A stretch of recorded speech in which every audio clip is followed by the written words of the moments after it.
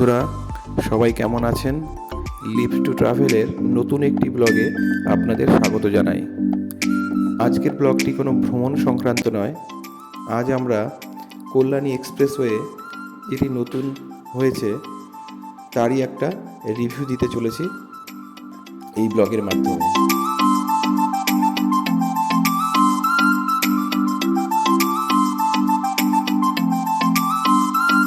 আমরা এখন আছি বাগমোড় থেকে কিছুটা এগিয়েই আমরা কল্যাণী এক্সপ্রেসওয়েতে গিয়ে উঠব।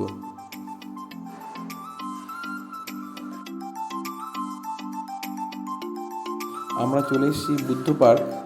সামনে যে জলের ট্যাঙ্কটা দেখতে পাচ্ছেন ওটা হচ্ছে বুদ্ধ পার্ক। আমরা ডান দিকটা ধরবো, ডান দিক ধরে কল্যাণী এক্সপ্রেসওয়ে ধরে এগিয়ে চলব। এই ব্লগটা শুধুমাত্র কল্যাণী এক্সপ্রেসওয়ের বর্তমান অবস্থা কেমন সেটা দেখানোর জন্য করা হয়েছে। ব্লগটা পুরো আপনারা দেখবেন, তাহলে কল্যাণী থেকে নিমতা পর্যন্ত রাস্তার যে নতুন কন্ডিশন বা রোড কন্ডিশন সেটা আপনারা দেখতে পাবেন।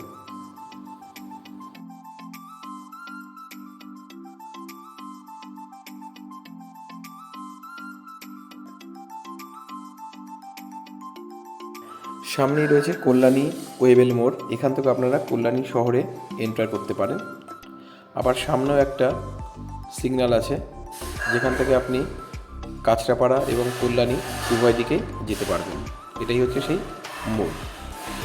আগে কোনো সিগন্যালিং ছিল না, কিন্তু বর্তমানে এখন রাস্তা হয়ে যাওয়ার পর এই সিগন্যালিং ব্যবস্থাটা হয়ে গেছে। এখন যে ফ্লাইওভারের উপর দিয়ে যাচ্ছি সেটা কল্যাণী ও কাঁচরাপাড়া রেল লাইনের উপরে নির্মিত। এটি এই এক্সপ্রেসওয়ে তৈরি হওয়ার সময় নতুনভাবে নির্মিত হয়েছে। আগে একটি মাত্র ব্রিজ ছিল এবং খুবই পুরনো ব্রিজ ছিল।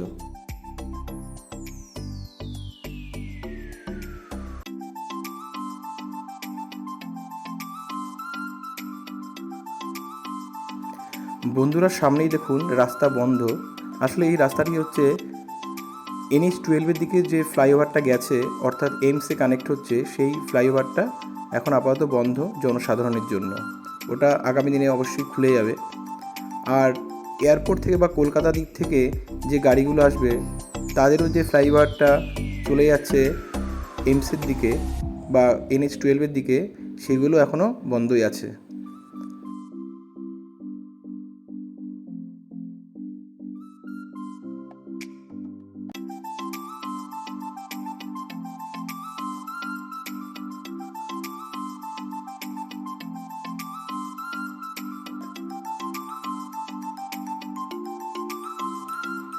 কি অপূর্ব লাগছে দেখুন একবার।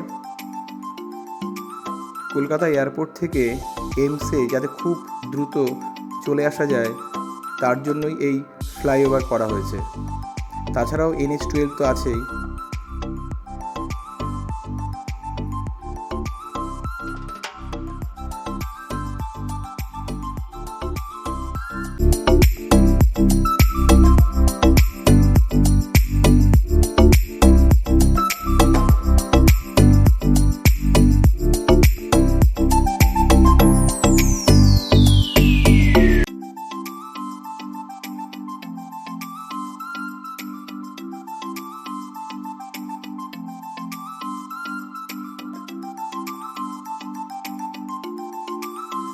দীর্ঘ 4-5 বছর ধরে এই কল্যাণী এক্সপ্রেসওয়ের কাজ চলেছে।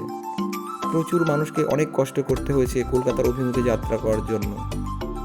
ধুলো, কাদা, প্রচুর ডাইভারশন, 1 ঘন্টা রাস্তা যেতে অনেক সময় 3 ঘন্টাও লেগে গেছে। কিন্তু তারপর যখন মানুষ এইরকম সুন্দর রাস্তা উপহার পেল, তখন আমাদের সেই কষ্ট এক নিমেষেই ভুলে গেল।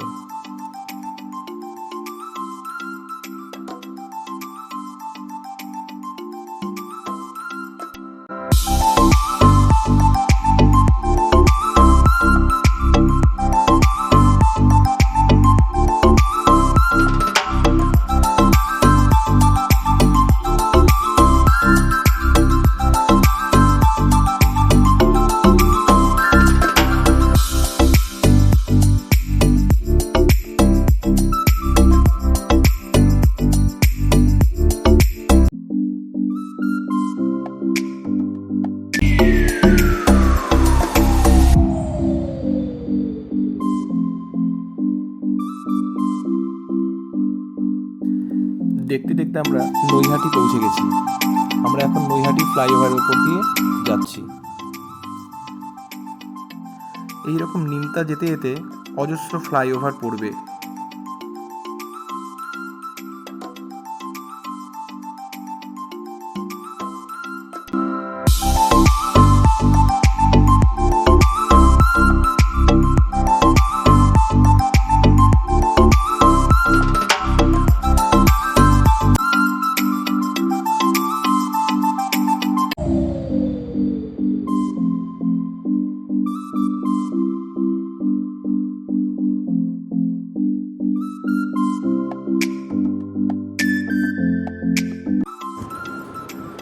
আমরা এখন ভাটপাড়া ফ্লাইওভার ক্রস করছি, আর এই ফ্লাইওভার ক্রস করার পরেই কাকিনাড়ায় যে নতুন টোল গেটটা তৈরি হয়েছে সেটা আমরা দেখতে পাবো, যদিও এই টোল গেট এখনও চালু হয়নি।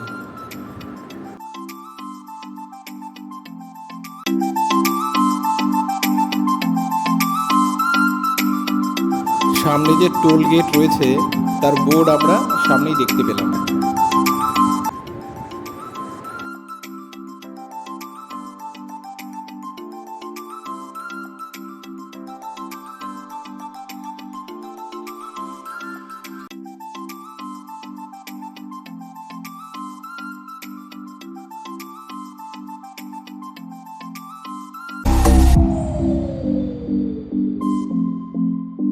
এই টোল গেট তৈরির কাজ খুব দ্রুততার সঙ্গে চলছে, আর অল্প দিনের মধ্যেই এটা চালু হয়ে যাবে।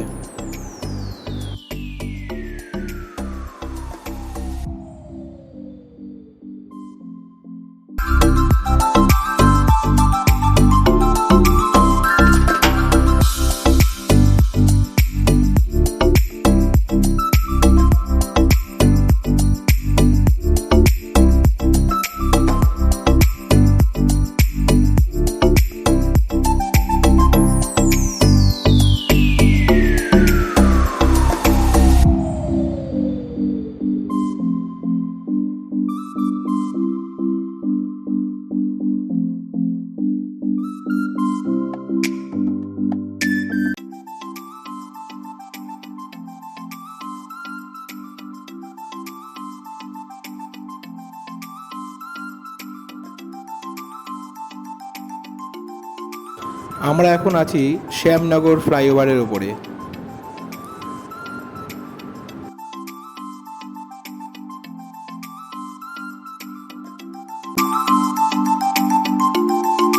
আমরা এখন ব্যারাকপুর প্রবেশ করছি। তো ব্যারাকপুরের এই জায়গাটা একটুখানি খারাপ রয়েছে রাস্তাটা।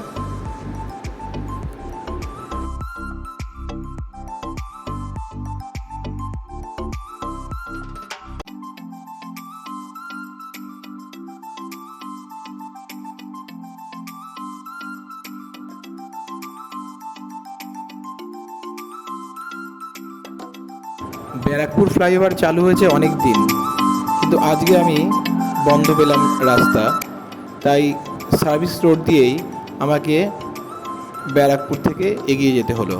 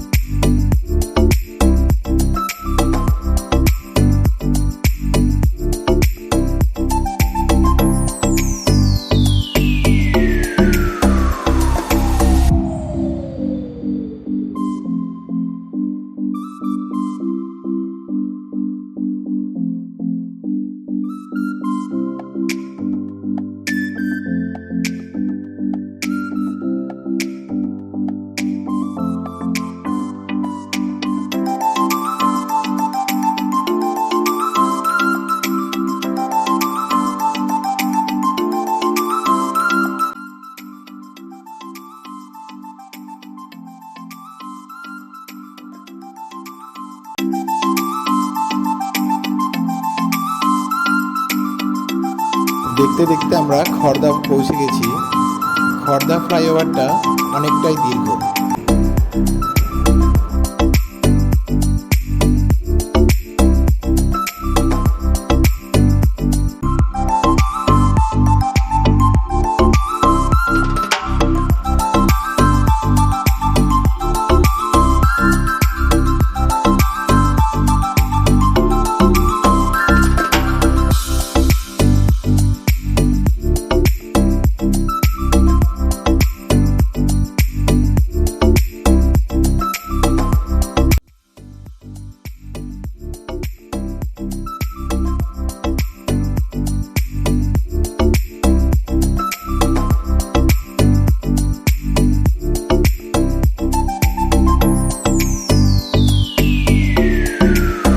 আমরা এখন আছি সোদপুর ফ্লাইওভারের কাছে। এই ফ্লাইওভারের কাজ অনেকটাই বাকি, তবে এই ফ্লাইওভারটা অনেকটাই লম্বায় দীর্ঘ হতে চলেছে।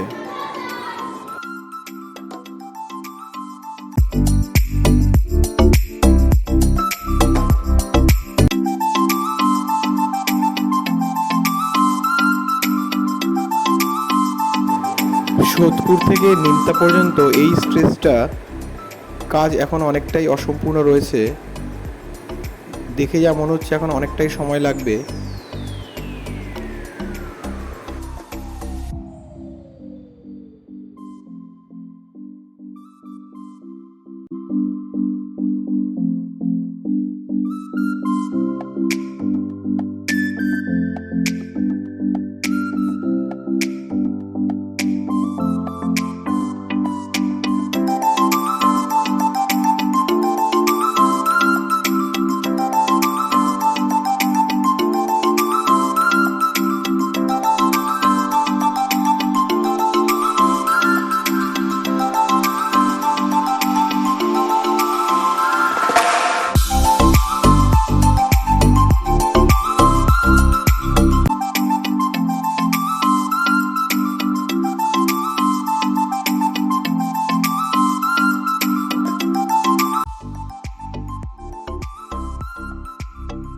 সোদপুর থেকে নিমতা পৌঁছতে বেশ কয়েকটা ডাইভারশন আছে এবং রাস্তার অবস্থা খুবই খারাপ, খুব সাবধানে চালাতে হয়।